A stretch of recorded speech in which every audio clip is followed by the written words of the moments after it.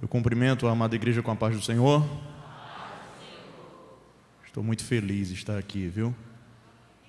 Louvado seja Deus pela vida do meu pastor Janilson Bezerra, e de sua esposa, a amada irmã Belquis. Nos pastoreia ali com muito esmero, com muita dedicação, muito amor, na congregação de Porta Formosa, no setor 3, Zona Norte de Natal.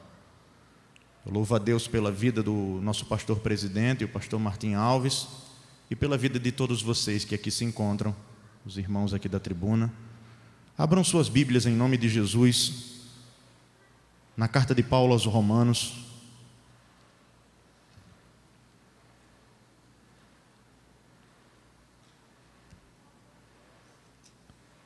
no capítulo 8,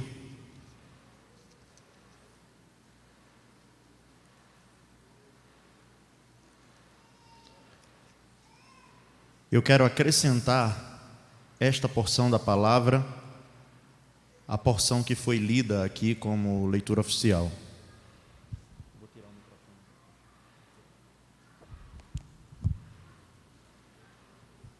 Louvado seja Deus.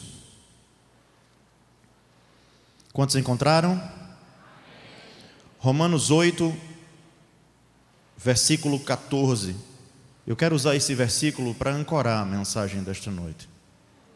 Diz assim a palavra do Todo-Poderoso: porque todos os que são guiados pelo Espírito de Deus, esses são filhos de Deus. Vamos todos?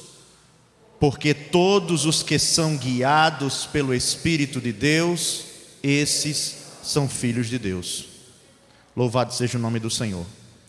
Meus queridos irmãos, no Evangelho de Mateus, no finalzinho do Sermão do Monte, no capítulo 7, dos versos 24 a 27, o Senhor Jesus vai dizer algo que merece muita, mas muita atenção.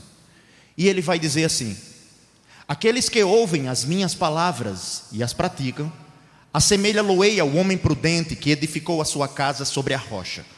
Desceram as chuvas, correram os rios, sopraram os ventos e combateram contra aquela casa, mas ela não caiu, porque estava edificada sobre a rocha. Aqueles, porém, que ouvem as minhas palavras e não as praticam, assemelha-lo-ei ao homem imprudente ou insensato que edificou a sua casa sobre a areia. Desceram as chuvas, correram os rios, sopraram os ventos e combateram contra aquela casa, e ela caiu, porque estava edificada sobre a areia. Louvado seja o nome do Senhor. Não é novidade para ninguém que a igreja do Deus vivo sempre esteve sob ataque. Ataques externos, ataque interno, ataques de demônios, ataques de Satanás, ataques de falsos irmãos metidos no meio da congregação, disseminando heresias, causando contendas e causando um grande estrago no meio da congregação. Quando nós vamos fazer uma leitura atenta do livro de Atos dos Apóstolos, escrito por Lucas, o médico amado, nós vamos ver como esse ataque de Satanás ele se desenrola, e vamos conseguir perceber, olhando para os nossos dias, que não existe nada novo debaixo do céu. Os ataques continuam a ser os mesmos, as estratégias continuam a ser as mesmas, e o fracasso continua a ser o mesmo, porque existe uma promessa do próprio Cristo, dizendo que esta igreja estava firmada sobre ele, e que as portas do inferno não prevalecerão contra ela. Louvado seja o nome do Senhor. Nós vamos ver no capítulo 2, por exemplo, de Atos, acusações e blasfêmias, no momento da descida ali no Pentecoste, como cumprimento da profecia a Joel, de que o Espírito seria derramado sobre toda a carne. E uma porção daqueles homens que não estavam participando do derramar do Espírito, e Deus sabe por quê, logo blasfemavam e acusavam aqueles que estavam desfrutando do derramar do Espírito de Deus naquele momento, de estarem embriagados. Eles estão bêbados. Louvado seja o nome do Senhor. Atos capítulo 4, nós podemos ver a prisão de João e de Pedro pelo Sinédrio.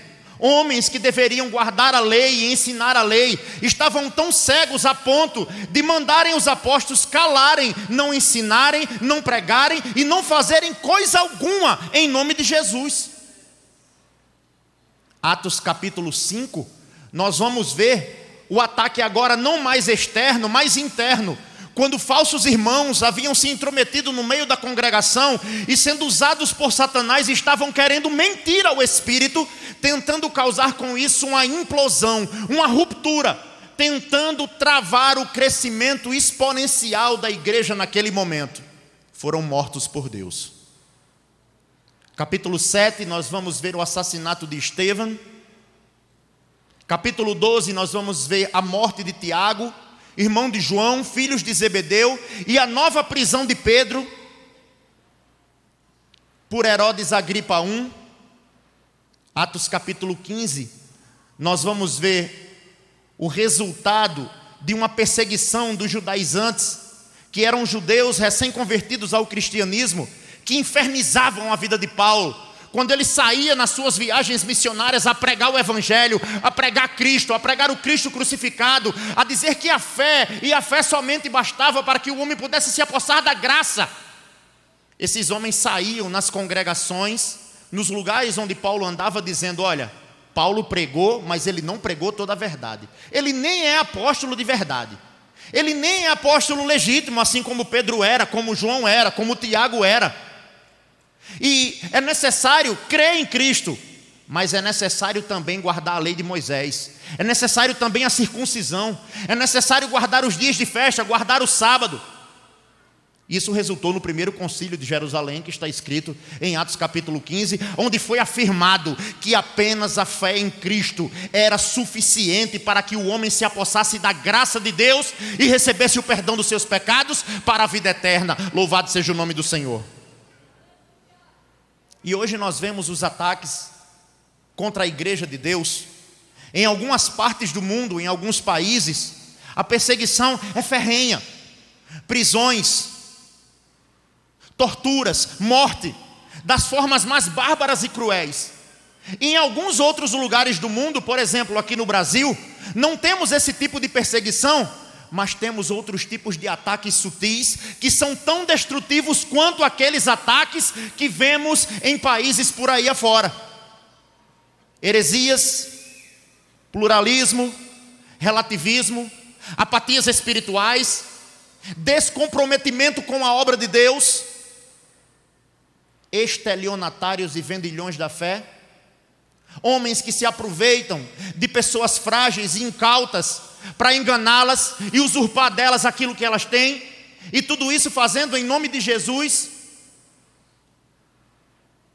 E quando nós vamos para Romanos capítulo 8, verso 14, nós vamos ler algo muito precioso, que todos os que são filhos de Deus, esses são guiados pelo Espírito de Deus. Sim, porque não é possível que nenhum cristão cogite viver a sua vida sem que ela seja revestida do poder do Espírito Santo. É necessário o poder do Espírito para que os nossos olhos sejam abertos, para que o nosso coração esteja receptivo à palavra, para que tenhamos poder ao exercer o nosso ministério, porque só assim iremos glorificar o nome de Deus, nunca pela força do nosso braço, mas pelo poder do Espírito, na graça de Cristo, pelo amor de Deus. Aleluia. Cristão não tem vida ministerial frutífera, novos convertidos, se eles não tiverem revestidos pelo poder de Deus. A carne de vocês tentará mentir a vocês, dizendo que não é necessário. Homens maldosos aí fora dirão que não é necessário. Para que estar dentro da igreja o tempo inteiro? Vai morar lá? Não tem outra coisa para fazer, não? Mas só aqueles que são dependentes de Deus sabem o quanto é necessário estarem envolvidos com essa obra. Como disse Paulo, eu me gasto e me deixarei gastar por amor de vós. Aqueles que amam a Deus de verdade, eles se comprometem com a obra, a levar o Evangelho à frente, a saquear o inferno, a povoar o céu, a envergonhar Satanás, a trazer o maior número de pessoas a serem participantes dessa fé graciosa que Deus derramou através do seu Filho sobre toda a humanidade perdida. Louvado seja Deus.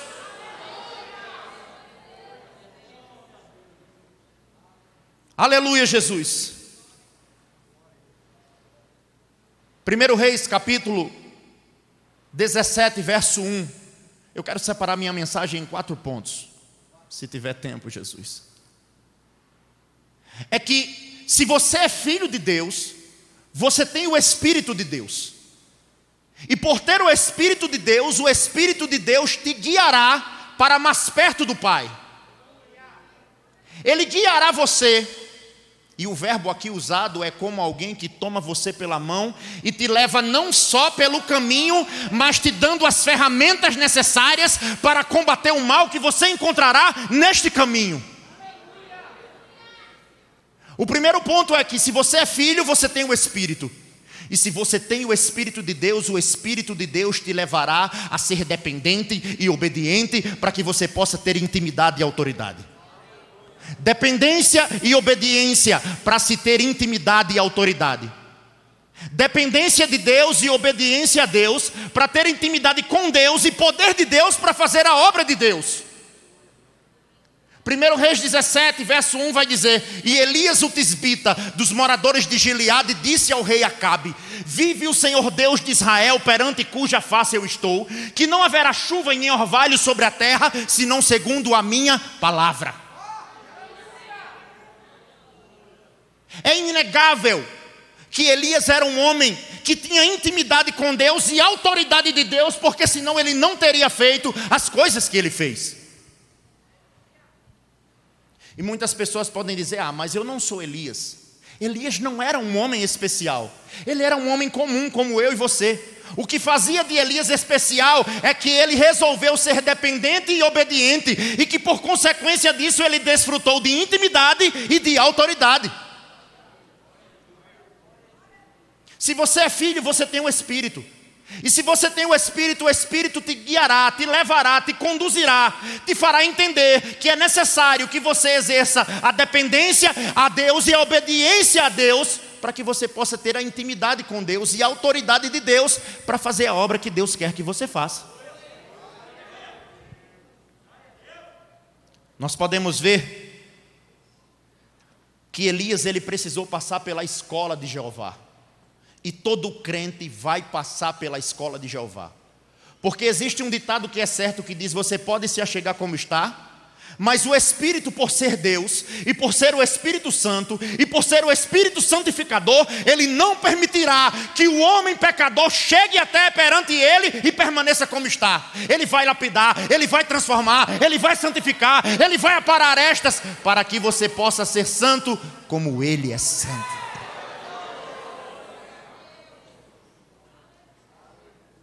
Elias precisou aprender dependência e obediência. Ele precisou se esconder junto ao ribeiro de Querite e beber das águas, e ser alimentado pelo corvo ou pelos corvos, que é um animal imundo para os israelitas, para os judeus.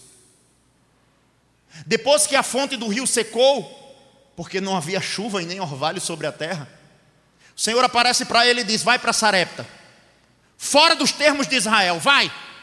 E lá eu vou ordenar uma mulher viúva que te alimente. Elias tem que sair. Depois de um tempo, o filho dessa mulher morre e ela bota a culpa em Elias. Depois disso, Elias tem que fugir diante da face de Jezabel, que queria matá-lo. Depois disso, Elias chora pedindo a morte, porque achava que estava lutando sozinho. E Deus estava trabalhando em Elias e trabalhando através dele. Vive o Senhor Deus de Israel, perante cuja face eu estou, que não haverá chuva e nem orvalho sobre a terra, senão segundo a minha palavra. Vive o Senhor Deus de Israel, perante cuja face eu estou, intimidade, que não haverá chuva e nem orvalho sobre a terra, senão segundo a minha palavra, autoridade. Ele faz um milagre acontecer na casa da viúva, multiplicando a farinha e o azeite. Ele tem a ousadia de pedir a Deus um milagre inédito, jamais registrado nas Escrituras. Senhor, faz a alma do menino voltar para ele.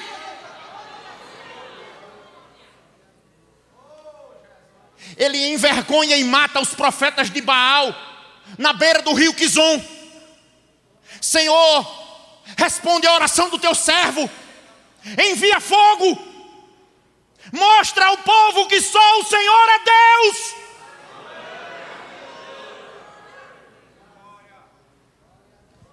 E no final do seu ministério, quando ele pensou que estava lutando sozinho, Deus aparece para ele. Homens de Deus, escutem isso.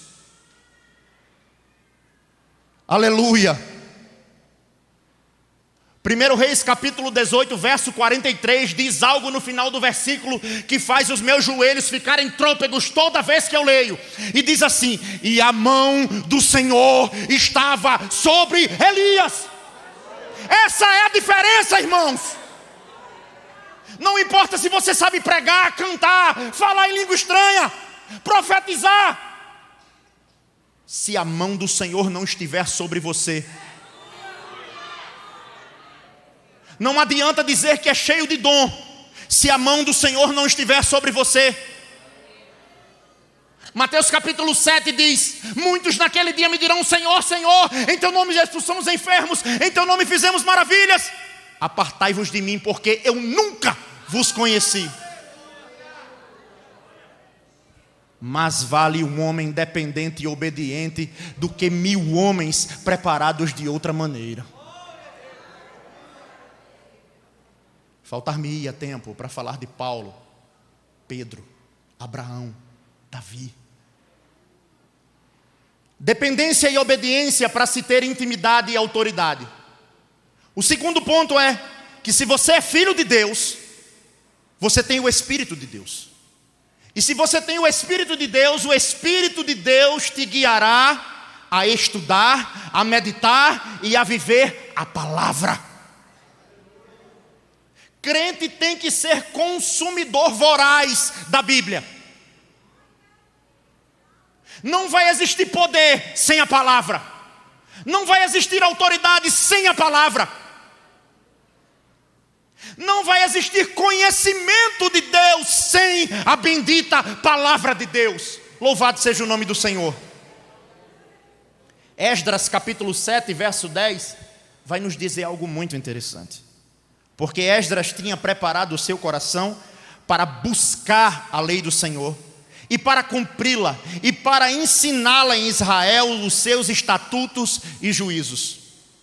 Buscar, cumprir, ensinar. Busque a palavra, cumpra aquilo que está determinado para que cumpramos, e ensine a palavra. A palavra é pura, ela é mais doce que o mel. Só ela tem a capacidade de despedaçar os grilhões que prendem os homens no mundo caído que aí fora está. Foi através da pregação da palavra que as escamas caíram dos olhos dos que aqui estão. Foi através da palavra que nós adquirimos o conhecimento de Deus, e através deste conhecimento bendito é que procuramos em integridade, verdade e santidade nos aproximarmos daquele que é o Deus da vida.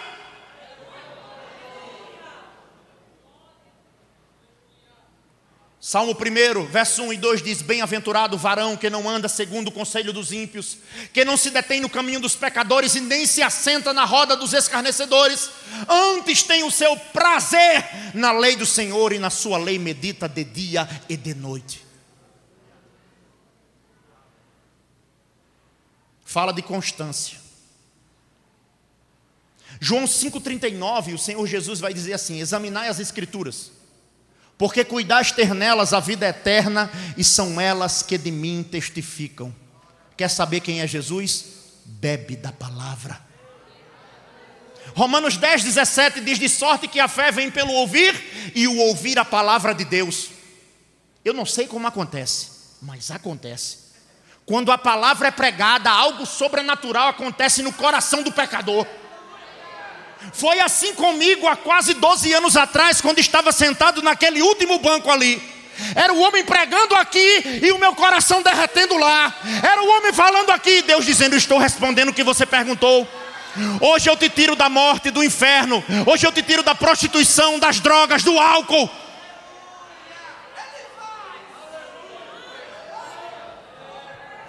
Salmo 119, versículo 105 diz: lâmpada para os meus pés é a tua palavra e luz para o meu caminho. É a palavra que nos mostra por onde andar, como andar e com quem andar. Porque não se pode andar com todo mundo, não. Santo anda com santo, crente anda com crente, fiel anda com fiel. Salmo 119, versículo 130 diz: a exposição da tua palavra dá luz e entendimento aos simples. Mateus 22, 29 diz: errais por não conhecer as escrituras e nem o poder de Deus. Oséias 4,6 diz: o meu povo é destruído porque lhe falta o conhecimento, e porque rejeitaste o conhecimento, eu também te rejeitei, para que não seja sacerdote diante de mim. Era uma repreensão aos sacerdotes, aos líderes espirituais de Israel, num momento muito conturbado da nação, mas que serve para todo o povo, porque aqui existem futuros líderes. Deus está treinando cada um aqui para exercer a liderança dentro da sua congregação, dentro da sua comunidade ou dentro do seu lar. Adquirir o conhecimento da palavra é vital para termos sucesso na obra que Deus nos confiou. Louvado seja o nome do Senhor.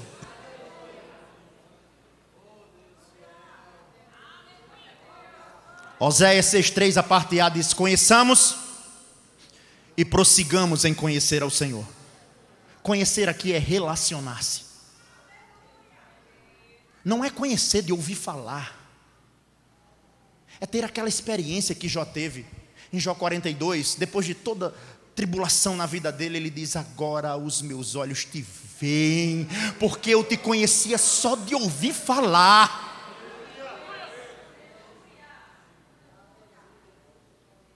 2 Timóteo, aleluia, capítulo 4, a partir do verso 2, Paulo vai dizer: pregue a palavra, inste a tempo e fora de tempo, redargue-a, repreenda, exorte com toda a longanimidade e doutrina. É a palavra que nos dá preparo para ir com ousadia diante do pecador. É a palavra que nos dá ousadia de irmos diante da congregação até. É a palavra de Deus, é na autoridade de Deus, porque Deus ele não tem compromisso com a palavra do pregador. Deus tem compromisso se a sua palavra for pregada de forma cristocêntrica. Louvado seja o nome do Senhor. João 17,3, Jesus vai dizer: e a vida eterna é esta, que te conheçam a ti por único Deus verdadeiro e a Jesus Cristo a quem enviastes. João 17,17, Cristo diz: Pai, santifica-os na verdade, a tua palavra é a verdade.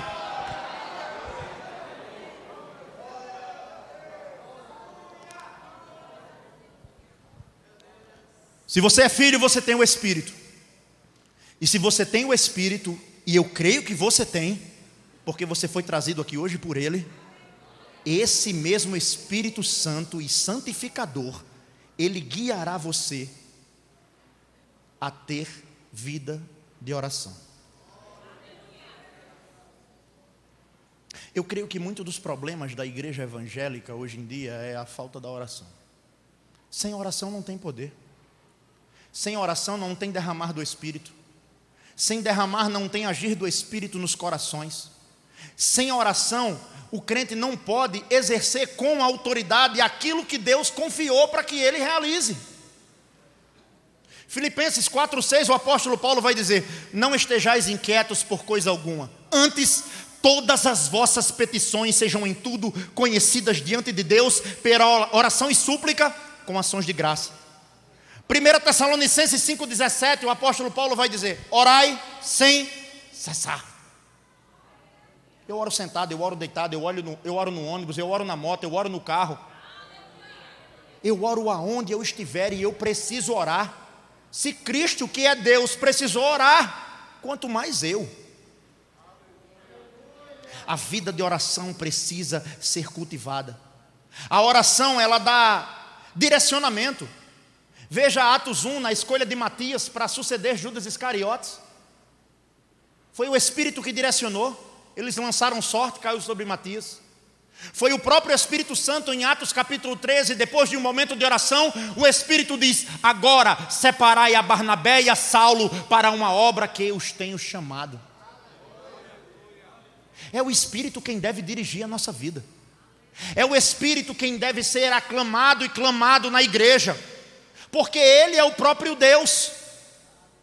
E o Espírito Santo foi dado aos crentes justamente porque não temos poder em nós mesmos para vencer a nossa carne, para vencer o diabo, para vencer Satanás, para vencer as coisas do mundo. E Deus não apenas salvou, como se fosse pouco, né? Ele ainda diz: eu colocarei em você o meu Espírito, e esse Espírito te capacitará a fazer a minha vontade, a me agradar, a me conhecer, a me buscar. Louvado seja o nome do Senhor. Não abram mão de ter uma vida cheia do Espírito, meus queridos. Crente sem o Espírito Santo vive uma vida mirrada, vazia, sem resultados. Vocês serão, ou a carne tentará seduzi-los para não orar. E alguns vão dizer assim: eu vou orar 1 hora, isso é legalismo. Deus não está interessado no tempo, mas na qualidade da sua oração. Deus não está interessado em palavras bonitas sendo ditas como mera retórica. Ele está interessado no coração quebrantado. Salmo 51:17 diz: os sacrifícios para Deus é um espírito quebrantado, a um coração quebrantado e contrito Deus não desprezará.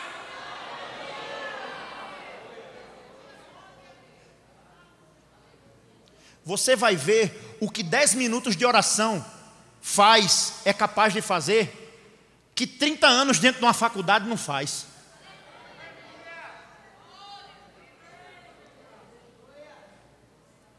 Atos capítulo 6, verso 4.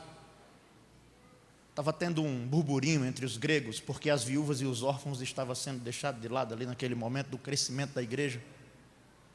E o Espírito Santo instruindo aqueles homens, dizendo assim: olha, vamos instituir diáconos, vamos colocar homens para cuidarem da mesa, mas nós nos consagraremos ao ministério da oração e da palavra. Cultivem isso na vida de vocês.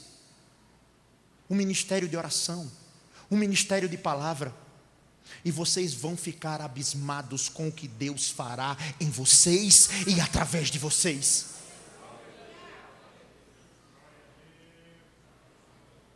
Se você é filho, você tem o Espírito.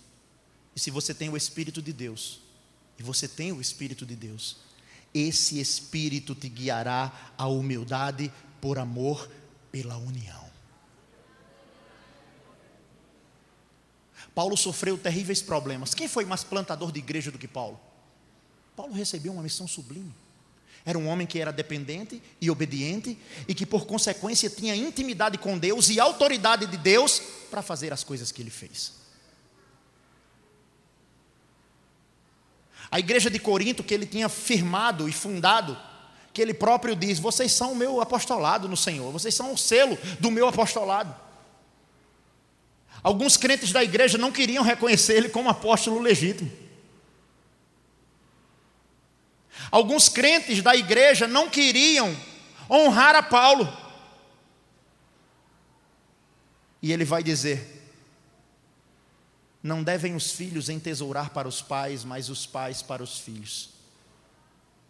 Eu de muito boa vontade me gastarei e me deixarei gastar por amor de vós, mesmo que amando-vos cada vez mais, eu seja menos amado. Humildade por amor, pela união. A carta aos Filipenses. Existia uma contenda dentro da igreja de Filipos, 2 mulheres, Evódia e Sinti, que parece que elas não estavam se entendendo. É a síndrome de Lúcifer, a soberba.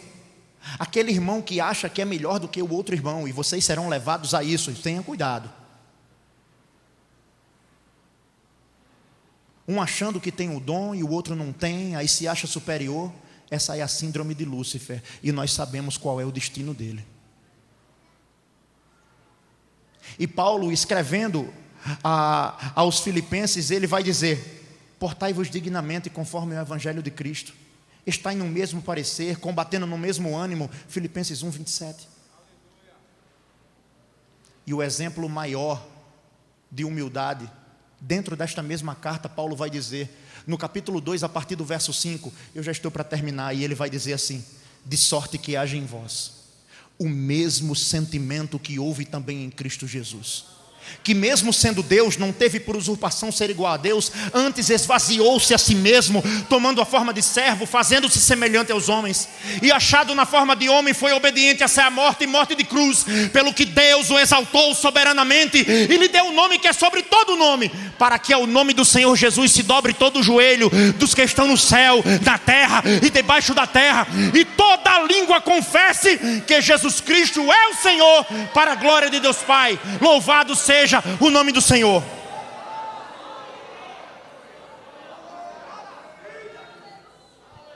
Se você é filho, você tem o Espírito. E por ter o Espírito de Deus, o Espírito Santo e Santificador, levará você à dependência e obediência para que você tenha intimidade e autoridade. Levará você a meditar, estudar e ensinar a palavra. Levará você a ter vida profunda de oração. Levará você à humildade por amor pela união.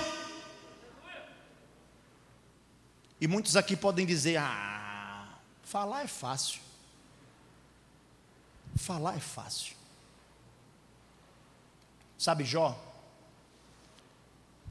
Satanás acusou Deus de comprar Jó. Também com tudo que ele tem, te adorar assim é fácil. Toca na carne dele, para ver se ele não blasfema na tua face. E Deus diz: vai. Só não toque no coração. E Jó foi provado, Satanás envergonhado, Deus glorificado. E Jó provou, ou melhor, Deus mostrou que é possível a adoração fiel a Ele, mesmo em meio à mais terrível adversidade. Fica de pé, filha, por favor. Ela vai me esganar quando chegar em casa. É possível adorar a Deus fielmente, mesmo passando por lutas. Estamos numa luta contra o câncer. Ela tem 2 tumores raríssimos, um em cada lado da cabeça. Essa semana passada, ontem, fez 8 dias, nós fomos ao médico. Pode sentar, filha, obrigado. Nós fomos ao médico e o médico, depois dos exames, ele disse que não seria possível operá-la, porque ela não resistiria. E disse que, se permitíssemos, ele ia tentar abordagens alternativas, para ver se conseguia amenizar. Mas se vocês forem ali perguntar a ela se ela vai desistir de Cristo por isso, não. Isso está fortalecendo ela cada vez mais. Porque o crente sabe para onde ele vai depois que fechar os olhos. O apóstolo Paulo disse: nem a morte, nem a vida, nem os anjos, nem os principados e nem as potestades, nem o presente e o porvir, altura ou profundidade, poderá nos separar do amor de Deus, que está em Cristo Jesus nosso Senhor. Vocês serão levados à prensa. A fé de vocês será provada. Porque o ouro, ele só é refinado pelo fogo. E eu encerro aqui. O que foi exigido de nós é fidelidade, mesmo em meio às lutas. O apóstolo Paulo, em 2 Coríntios, em 3 capítulos, e eu quero encerrar. 2 Coríntios, no capítulo 4, ele vai dizer: por isso não desfaleçamos. Ainda que o nosso homem exterior se corrompa, o interior se renova dia após dia. Porque a nossa leve e momentânea tribulação produz para nós um peso de glória muito excelente. Não atentando para as coisas que se veem, mas para as que não se veem. Porque as coisas que se veem são temporais e as que não se veem são eternas. No capítulo 5, ele vai dizer no verso 10: porque todos nós vamos ter que comparecer ante o tribunal de Cristo, para darmos conta de tudo aquilo que tivermos feito por meio do corpo, quer seja bom, quer seja mal. Verso 14 ele diz: porque o amor de Cristo nos constrange. Verso 15 ele vai dizer: e ele morreu por todos, para que os que vivam não vivam mais para si, mas por aquele que por eles morreu e ressuscitou. Verso 17 ele diz: e aquele que está em Cristo nova criatura é. As coisas velhas se passaram, eis que tudo se fez novo. 2 Coríntios capítulo 6, e eu encerro aqui. A partir do verso 1, Paulo vai dizer: e nós, cooperando também com ele, vos exortamos que não recebais a graça de Deus em vão. Porque diz: ouvi-te em tempo aceitável, socorri-te no dia da salvação. Eis aqui agora o tempo aceitável, e eis aqui agora o dia da salvação. Não dando nós escândalo em coisa alguma, para que o nosso ministério não seja censurado. Antes, como ministros de Deus, tornando-nos recomendáveis em tudo, na muita paciência, nas aflições, nas necessidades, nas angústias, nos açoites, nas prisões, nos tumultos, nos trabalhos, nas vigílias, nos jejuns, na pureza, na ciência, na longanimidade da benignidade, no Espírito Santo e no amor não fingido, na palavra da verdade, no poder de Deus, pelas armas da justiça à direita e à esquerda, por honra e por desonra, por infâmia e por boa fama. Como enganadores, mas sendo verdadeiros. Como desconhecidos, mas sendo bem conhecidos. Como morrendo e eis que vivendo. Como castigados e não mortos. Como contristados, mas sempre alegres. Como pobres, mas enriquecendo a muitos. Como nada tendo, mas possuindo tudo. Louvado seja o nome do Senhor. Amém.